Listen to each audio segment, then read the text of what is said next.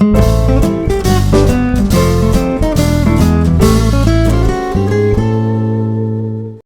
Friends, welcome to தெய்வாஸ் Nalabagam. இன்றைக்கி தெய்வாஸ் நலபாகத்தில் நல்லா குண்டு குண்டான உருளைக்கிழங்கு போண்டா எப்படி செய்கிறதுன்னு பார்க்கலாங்க. இந்த உருளைக்கிழங்கு போண்டா மேலே நல்லா க்ரன்ச்சியாக, உள்ளே நல்லா சாஃப்டாக, அதே சமயம் எண்ணெய் குடிக்காமல் எப்படி செய்கிறதுன்னு பார்க்கலாம் வாங்க. உருளைக்கிழங்கு போண்டாவுக்கு ஃபஸ்ட்டு மாவு ரெடி பண்ணிடலாங்க. அதுக்கு ஒரு பவுலில் 200 கிராம் கடலை மாவு எடுத்துக்கோங்க. இது கூட ஒரு டீஸ்பூன் வரமிளகாய்த்தூள் சேர்த்துக்கோங்க. நீங்கள் உங்கள் காரத்துக்கு தகுந்த மாதிரி கூட்டவோ குறையவோ செஞ்சுக்கலாம். இது கூட ஒரு அரை டீஸ்பூன் அளவுக்கு உப்பு சேர்த்துக்கோங்க. இது கூட கொஞ்சம் பெருங்காயத்தூள் சேர்த்துக்கோங்க. இதை கலந்துட்டு கொஞ்சம் இதில் சோடா உப்பு சேர்த்துக்கோங்க. சோடா உப்பு சேர்த்திங்கன்னா போண்டா நல்லா புசு புசுன்னு வரும். அதுக்காக கொஞ்சம் ரொம்ப கம்மியாக சேர்த்துக்கோங்க, அதிகமாக சேர்த்துறாதீங்க. இதை நல்லா கலந்துட்டு மிக்ஸ் ஆனதுக்கப்புறம் இதில் கொஞ்சம் கொஞ்சமாக தண்ணி சேர்த்து இது ஒரு திக்கான பேஸ்ட்டாக கரைச்சி வச்சுக்கோங்க. இந்த மாவை நீங்கள் தண்ணி அதிகமாக சேர்த்துட்டிங்கன்னா இது போண்டாவிலேருந்து ஒரு மாதிரி பிரிஞ்சு வந்துடும். அதனால் இந்த ஸ்டேஜில் இருக்கணும், இது சரியாக இருக்கும். இந்த மாதிரி பதத்தில் கரைச்சி வச்சுக்கோங்க.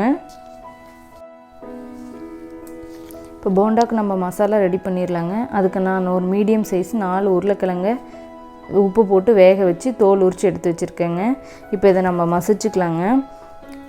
இது ரொம்ப நைஸாக மசிக்க தேவையில்லை, இந்த அளவுக்கு மசிச்சு வச்சா போதும். இப்போ இது கூட ஒரு 6-7 பல் பூண்டு, ஒரு சின்ன துண்டு இஞ்சியை நல்லா இடித்து எடுத்து வச்சுக்கலாங்க. இது ரொம்ப நைஸாக இடிக்க தேவையில்லை, ஓரளவுக்கு இடித்தா போதும். இப்போ நம்ம ஃப்ரெஷ்ஷாக இடித்து தேய்க்கிறனால ரொம்ப வாசமாக இருக்குங்க, டேஸ்ட்டாகவும் இருக்கும். இப்போ இதை ஓரமாக வச்சிடலாம். இப்போ ஒரு பேனை ஹீட் பண்ணிக்கலாங்க. அதில் ஒரு 2 டேபிள் ஸ்பூன் அளவுக்கு எண்ணெய் ஊற்றிக்கோங்க. எண்ணெய் சூடானதும் இதில் 1 டீஸ்பூன் அளவுக்கு சோம்பு சேர்த்துக்கோங்க. இந்த சோம்போட ஃப்ளேவரு இந்த உருளைக்கிழங்கு போண்டாவுக்கு சூப்பராக இருக்குங்க. சோம்பு பொரிஞ்சதுக்கப்புறம் இதில் நம்ம 1 கப் பெரிய வெங்காயத்தை சேர்த்துக்கலாங்க. பொடியாக நறுக்கி சேர்த்துக்கோங்க.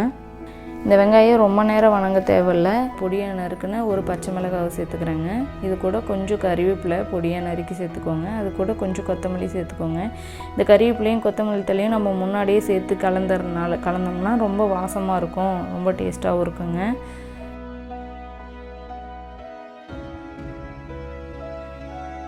கொஞ்சம் இஞ்சி பூண்டு பேஸ்ட்டு இடித்து வச்சதை சேர்த்துக்கலாங்க.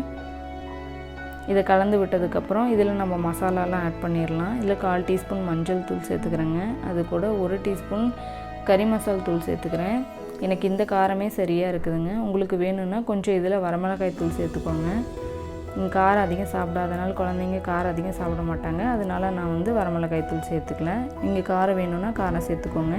இதில் நம்ம மசிச்சு வச்சுருக்கிற உருளைக்கிழங்கு சேர்த்துக்கலாங்க.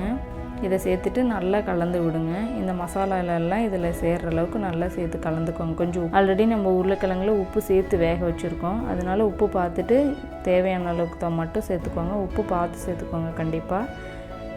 இதெல்லாமே நல்லா கலந்து வச்சதுக்கப்புறம் இதை நம்ம எடுத்து வச்சிடலாங்க.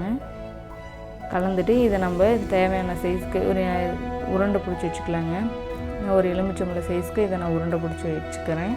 உங்களுக்கு எந்த சைஸ்க்கு வேணுமோ அந்தளவுக்கு நீங்கள் உருண்டை பிடிச்சி எடுத்து வச்சுக்கோங்க. இந்த சைஸ்க்கு எல்லாத்தையும் நான் உருண்டை பிடிச்சி எடுத்து வச்சிட்றேங்க. இந்த உருளைக்கிழங்குல கொஞ்சம் கூட தண்ணி இருக்கக்கூடாது. இது எல்லாமே பிடிச்சாச்சு, எண்ணெய் காஞ்சிட்ருக்கு. இப்போ இது ஒவ்வொரு சைஸாக எடுத்து உள்ளே நல்லா டிப் பண்ணி இதில் நல்லா பரட்டி விடுங்க. இப்போ போட்டு ஒவ்வொன்றா பொரித்து எடுத்துக்கலாங்க. போட்ட உடனே கிளறி விடாதீங்க, ஒரு நிமிஷம் வேகட்டும். வெந்ததுக்கப்புறம் பின்னாடியெல்லாம் திருப்பி போடுங்க. திருப்பி போட்டு நல்லா வெந்ததுக்கப்புறம் இப்போ எடுத்துடலாங்க. இப்போ நம்ம மாவு கொஞ்சம் நேரம் வச்சுருந்து போட்டனால நல்லா புசு புசுன்னு வருங்க. நீங்கள் மாவு கரைச்ச உடனே போட்டிங்கன்னா இந்த அளவுக்கு நல்லா புசுன்னு வராது, அது ஒரு மாதிரி ஹார்டாக இருக்கும். அதே மாதிரி ரொம்ப நேரம் மாவை ஊறவும் விடாதீங்க, அது எண்ணெய் குடிக்கும். இந்த ஒரு நம்ம மாவை ரெடி பண்ணி வச்சுட்டு மசாலா ரெடி பண்ணி போட்டோம்னா சரியாக இருக்குங்க.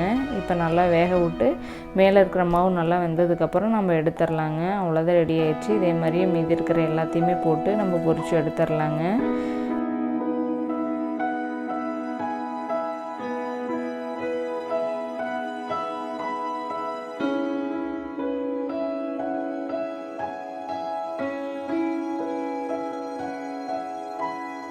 அவ்வளோதாங்க, நம்ம சூடான சூப்பரான உருளைக்கிழங்கு போண்டா தயாராகிடுச்சுங்க.